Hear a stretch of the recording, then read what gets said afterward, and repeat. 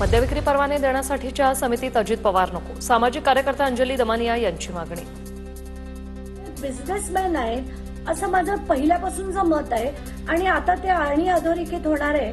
मला असं वाटतं की कुठच्याही पद्धतीने त्यांना हे पद दिलं गेलं नाही पाहिजे। कोणताही पुरावा असेल तर कारवाई करू, आधी पुरावे द्या। मद्य परवान्याबाबत जय पवारांच्या कंपनीला फायदा पोहोचवण्याच्या प्रश्नावर अजित पवारांची प्रतिक्रिया। इकडे काय व्हायला लागले, कुठली पुरावा द्या, तपासून घेऊ, चुकीचं असेल तर ऍक्शन घेऊ। माझा व्हिडिओ मॉफ करून बनवला, पैशाच्या बॅगेसंदर्भात राऊतांच्या आरोपांनंतर शिरसाट यांचा दावा, तर व्हिडिओ मॉफ केला की नाही फॉरेन्सिक लॅब ठरवेल, राऊतांचं प्रत्युत्तर। व्हिडिओ मॉफ केलाय की काय केलाय हे फॉरेन्सिक लॅब ठरवेल ना। हे फॉरेन्सिक लॅब ठरवतो, फॉरेन्सिक लॅब जी असते ती ठरवते। जोपर्यंत तथ्य कळत नाही तोपर्यंत शिरसाटांनी राजीनामा द्यावा, एकनाथ खडसेंकडून संजय शिरसाटांच्या राजीनाम्याची मागणी।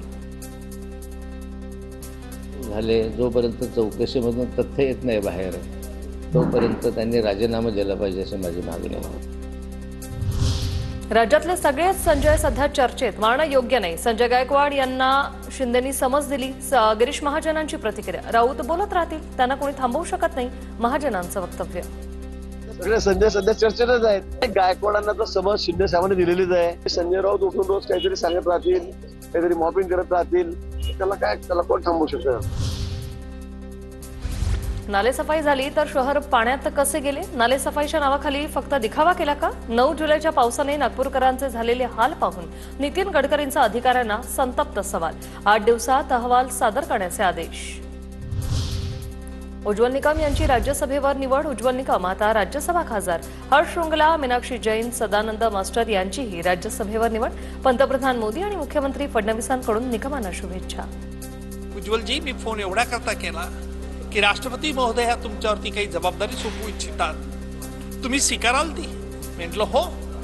कोणती जबाबदारी? ते म्हणाले राज्यसभेचा सभासद म्हणून। उज्ज्वल निकमांना मी नाही जनतेने पाडले, पण मागून आलेल्यांना भाजपने संधी दिली, काँग्रेस खासदार वर्षा गायकवाडांची टीका।